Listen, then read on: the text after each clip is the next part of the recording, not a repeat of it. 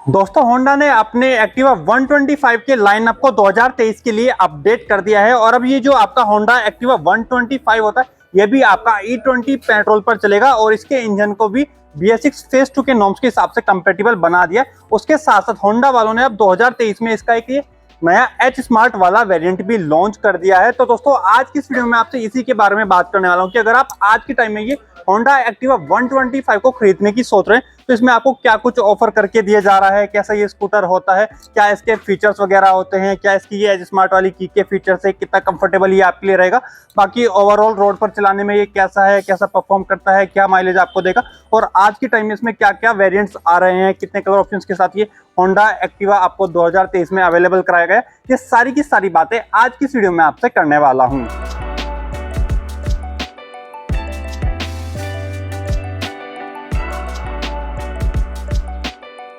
और सबसे पहले ये होंडा एक्टिवा 125 के डिजाइन, लुक्स या फिर इसकी बिल्ड क्वालिटी वगैरह के मामले में बात की जाए तो दोस्तों देखिए देखने के मामले में तो ये स्कूटर अभी भी आपको ऐसा ही दिया जा रहा जैसे कि पहले देते थे। मतलब कि लगभग ये 2014 में स्कूटर लॉन्च हुआ था और तब से डिजाइन के मामले में तो ऐसा ही आ रहा है और देखने में काफी अच्छा सा भी लगता है कि मतलब कि ऐसा नहीं है कि जल्दी से ये आपको पुराना लगने लगेगा। और इसी स्कूटर की खास बात ये कि इस स्कूटर के ज्यादातर पैनल्स आपको मेटल के दिए जाते हैं, जैसे कि इसका मडगार्ड हो गया या फिर अगर आप इसके साइड पैनल्स के मामले में बात करेंगे तो ये सारे के सारे आपको मेटल के दिए जाते हैं। और यहाँ पर अगर आप इसकी फिनिशिंग को देखेंगे या फिर आप ओवरऑल इसकी बिल्ड क्वालिटी या फिर फिट एंड फिनिश को देखेंगे तो वो आपको काफी अच्छी लगेगी। कोई भी ज्यादा पैनल गैप्स वगैरह नहीं होते। बाकी जो इसके फाइबर पैनल्स है उनकी क्वालिटी भी अच्छी इसमें आपको दी जाती है। मतलब कि जो रियर पैनल्स है ये सारे के सारे तो आपके मेटल के हो गए, बाकी जैसे कि कुछ फ्रंट पैनल्स है ये आपके प्लास्टिक वाले ही हो गए और जो ऊपर वाइजर है ये आपका प्लास्टिक का हो गया। और अगर कलर ट्रीटमेंट वगैरह के मामले में बात की जाए तो काफी अच्छे से काम करके दिया जाता है। जो पेंट की फिनिशिंग है वो भी अच्छी है और थोड़ा बहुत इसमें आपको क्रोम का भी इस्तेमाल दिखाई देगा, जैसे कि फ्रंट में भी क्रोम का इस्तेमाल कर रखा है। और अगर आप साइड में भी देखते हैं तो जो आपकी एक्टिवा की बैजिंग होती है ये सारी की सारी आपको क्रोम में दी जाती है। और उसके अलावा एक जो मैं आपको बता रहा था कि अब इसमें एक एच स्मार्ट वाला वेरिएंट भी दिया गया। तो दोस्तों वो जो एच स्मार्ट वाला वेरिएंट है उस पर आपको की एच स्मार्ट की बैजिंग भी दिखाई देगी, इससे पता चल जाता है कि हाँ भैया आपका स्कूटर एच स्मार्ट वाला ही है। लाइट्स और इंडिकेटर्स के मामले में इसका फ्रंट हेडलैम्प आपको LED में दिया गया है। वहीं पर दोस्तों जो आपके टर्न इंडिकेटर्स होते हैं ये आपको हैलोजन में ही दे रखे हैं, लेकिन हाँ उसके नीचे आपको काफी अच्छे से काफी बड़े से DRLs भी दिए गए हैं। बाकी अगर आप रियर सेटअप के मामले में बात करते हैं तो फिर यहाँ पर आपको जितनी भी लाइट्स दी जाती है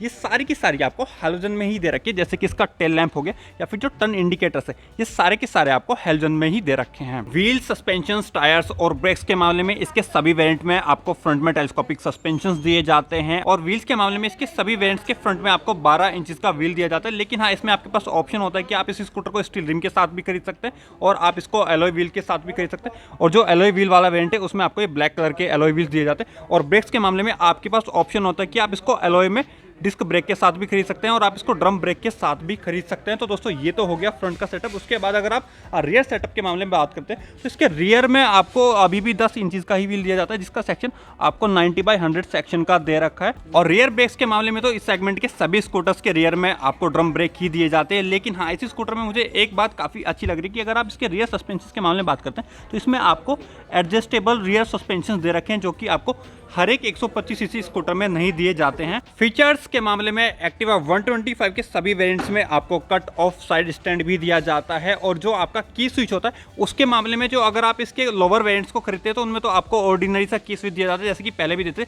लेकिन अगर आप इसका पर्टिकुलर ये एच स्मार्ट वाला वेरिएंट खरीदते हैं तो फिर चाबी के नाम पर आपके पास कुछ ऐसा एक रिमोट होता है जिसमें कि आपके पास 2 बटन होते हैं और इसमें से अगर आपको ये स्कूटर स्टार्ट करना है तो आपको चाबी वाला बटन दबाना होता है और उसके बाद आपका स्कूटर पेयर हो जाता है। और स्कूटर के इंस्ट्रूमेंट क्लस्टर में एक चाबी बनी हुई भी आ जाती है, जिससे पता चल जाता है कि हाँ ये स्कूटर चाबी से पेयर हो चुका है। उसके बाद सिंपली आपको स्कूटर को आई वाले बटन पर ले जाना होता है और फिर आपका इग्निशन ऑन हो जाता है। और इसके अलावा बाकी अगर आपको सीट वगैरह ओपन करनी है तो आपको ये सीट पर ला करके इसको फ्यूल या फिर आप सीट वाले बटन पर दबा करके एक्सेस कर सकते हैं। और हैंडल बार्स के कंट्रोल्स के मामले में लेफ्ट हैंडल पर आपको सभी कंट्रोल्स दे ही रखे हैं, जैसे कि पावर स्विच हो गया, low beam, high beam, indicator का स्विच हो गया, हॉर्न स्विच हो गया और इनकी क्वालिटी भी काफी अच्छी है। वहीं पर दोस्तों अगर आप राइट हैंडल की बात करते हैं तो फिर राइट हैंडल पर इसमें आपको किल स्विच तो नहीं दिया जाता, लेकिन हाँ उसकी जगह आपको जैसे कि आई स्मार्ट वाले फीचर्स होते हैं तो वैसा कुछ इसमें भी आपको दे रखा है। मतलब कि अगर आप इसको ऑन करके चलेंगे और आप अपने स्कूटर को कहीं सिग्नल पर रोकते हैं तो कुछ सेकंड्स के बाद ऑटोमेटिकली आपका स्कूटर बंद हो जाएगा। तो वो सारे के सारे फीचर्स दे रखे हैं। और इसी बटन के अंदर इसमें आपको इलेक्ट्रिक स्टार्ट वाला बटन भी दे रखा है और इसी स्कूटर में आपको साइलेंट इलेक्ट्रिक स्टार्ट जैसे फीचर्स भी दिए जाते हैं।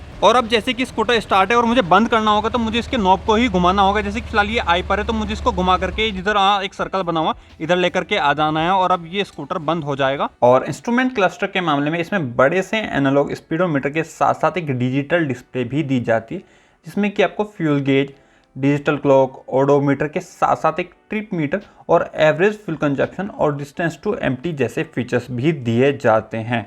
और सीट स्पेस, कंफर्ट और कन्वीनियंस के मामले में एक बात तो मैं आपको बता ही चुका हूँ कि इसकी सीट और फ्यूल टैंक आपका आगे से ही ओपन हो जाता है। बाकी दोस्तों अगर आप स्पेस के मामले में बात करते हैं तो इस पर आपको ठीक ठाक साइज की सीट दी जाती है, आपको कोई भी ज़्यादा दिक्कत नहीं आने वाली। बाकी अगर आप इसको और बाकी 125 सीसी के स्कूटर से कंपेयर करते हैं तो फिर इसकी सीट मुझे 1-2 इंच थोड़ी कम लग रही है। बाकी अगर आप स्पेस के मामले में बात करते हैं तो आगे आपको एक पॉकेट दी जाती है और इधर आपको एक हुक दिया रखा है, एक हुक आपको सीट के नीचे दे रखा है और आगे भी आपको ठीक ठाक लेग रूम मिल जाता है। बाकी अगर आप सीट के अंदर की स्पेस के मामले में बात करते हैं तो दोस्तों इसमें आपको इतना स्पेस तो दे ही रखा है कि आपका एक हाफ फेस हेलमेट तो इसमें आराम से आ जाएगा। बाकी और ज़्यादा स्पेशियस मुझे ये स्कूटर नहीं लग रहा है।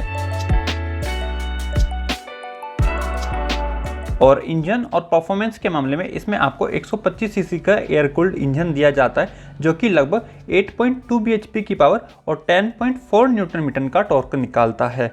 और प्रैक्टिकली चलाने के मामले में 125 सीसी के हिसाब से एक्सेलरेशन अच्छा है और ओवरऑल परफॉर्मेंस के मामले में 125 सीसी में सबसे बेस्ट तो इसे नहीं बोला जाएगा। और पावर डिलीवरी के मामले में ओके है। और माइलेज के मामले में आप इससे 45 से 50 किलोमीटर पर लीटर के बीच का माइलेज एक्सपेक्ट कर सकते हैं। रिफाइनमेंट, स्मूथनेस, वाइब्रेशंस या फिर इंजन नॉइज़ के मामले में मुझे ये 125 सीसी सेगमेंट में काफ़ी अच्छा लगता है।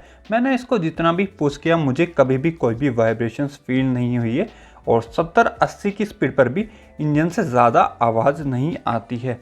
और रिफाइनमेंट के मामले में अगर आप हीरो या फिर टीवीएस के 125 सीसी स्कूटर से इसे कंपेयर करेंगे तो फिर डेफिनेटली आपको फ़र्क महसूस होगा।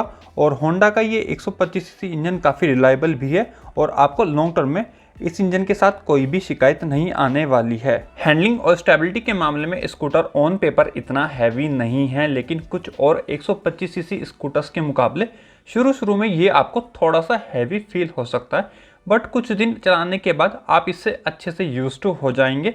स्टेबिलिटी के मामले में मुझे कोई भी शिकायत नहीं लगी है। स्कूटर हाई स्पीड पर भी प्रॉपर स्टेबल होता है और अच्छे से रोड से चिपक करके चलता है और ब्रेकिंग के टाइम पर भी स्कूटर अच्छे से ब्रेक लेता है। अगर आप थोड़ी हाई स्पीड में भी स्कूटर को कंट्रोल करते हैं तो फिर स्कूटर अच्छे से कंट्रोल होता है। और ओवरऑल ब्रेक्स के मामले में मुझे कोई भी ऐसी शिकायत नहीं लगी। सस्पेंशंस के मामले में जब तक आप सिटी की अच्छी और फ्लैट रोड्स पर चलते हैं तब तक आपको कोई भी दिक्कत नहीं होगी, लेकिन जब आप थोड़े से खराब रास्तों पर या फिर गड्ढों से स्कूटर को निकालते हैं तो तब पता चलता है कि इसके रियर सस्पेंशन थोड़े से स्टिफ है और स्पीड ब्रेकर्स या फिर छोटे मोटे गड्ढों में आपको इस बात का ख्याल रखना पड़ेगा। और मेरे ओवरऑल राइडिंग एक्सपीरियंस में मुझे बस इसके रियर सस्पेंशन खराब रास्तों के हिसाब से थोड़े से स्टिफ लगे हैं। बाकी इसके अलावा किसी और मामले में मुझे कोई दिक्कत नहीं लगी। और इसको चलाते हुए जो सबसे ज़्यादा मैंने एंजॉय किया है वो है होंडा के इस 125 सीसी इंजन की रिफाइनमेंट और स्मूथनेस। और आप भी इन मामलों में इस स्कूटर को डेफिनेटली एंजॉय करने वाले हैं। वेरिएंट्स, प्राइस और कलर ऑप्शंस के मामले में एक्टिवा 125 के लाइनअप में 4 वेरिएंट्स आते हैं और इस मामले में मैं आपको इसके स्टील रिम वाले वेरिएंट की जगह एलॉय व्हील वाले वेरिएंट को खरीदना सजेस्ट करूंगा। और कलर ऑप्शंस के मामले में इसमें आपको रेड, ग्रे, ब्लैक, ब्लू और वाइट ये 5 कलर ऑप्शंस दिए गए हैं। और अब मैं अपने फाइनल वर्डिक्ट की बात करूं या फिर खरीदने या फिर ना खरीदने की बात करूं तो दोस्तों अगर आप 125 सीसी सेगमेंट में अच्छी बिल्ड क्वालिटी वाला स्कूटर ढूंढ रहे हैं, अच्छा स्मूथ चलने वाला स्कूटर आपको चाहिए जिसके इंजन से रिलेटेड आपको कोई भी शिकायत ना आए, या फिर अगर आप अपने स्कूटर को थोड़ा सा रफली भी यूज़ करने वाले हैं तो फिर आप आराम से इस पर अपने पैसे लगा सकते हैं। और स्कूटर्स के मामले में होंडा की आफ्टर सेल सर्विस भी अच्छी है और इसके साथ आपको सर्विस के मामले में भी कोई भी ऐसी शिकायत नहीं आने वाली है। लेकिन अगर इस सब के अलावा आपकी फर्स्ट प्रायोरिटी ही माइलेज है या फिर आपको ख़राब रास्तों पर अपना स्कूटर ज़्यादा चलाना है या फिर आप अपने स्कूटर से ब्लूटूथ ऐप कनेक्टिविटी जैसे फैंसी फीचर्स की एक्सपेक्टेशन रखते हैं, या फिर आप अपने लिए थोड़ा सा और स्पेशियस स्कूटर ढूंढ रहे हैं, तो फिर इन मामलों में इससे और बेहतर स्कूटर्स भी मार्केट में मौजूद है और फिर ये स्कूटर आपके लिए एक अच्छा ऑप्शन नहीं होगा। तो बस दोस्तों यही सब था ये नए होंडा एक्टिवा 125 2023 के बारे में। और अब इस पर आपके क्या विचार है, आपको ये स्कूटर कैसा लग रहा है, या अभी भी आपके मन में कोई कंफ्यूजन है, कोई सवाल है, तो वो आप मुझसे बेझिझक कमेंट में पूछिए। मेरी कोशिश यही होती है कि मैं जल्द से जल्द आपकी सभी कमेंट्स पर रिप्लाई दे दूं। और बस आज की इस वीडियो में इतना ही, और मैं मिलता हूं आपसे अपनी अगली वीडियो में।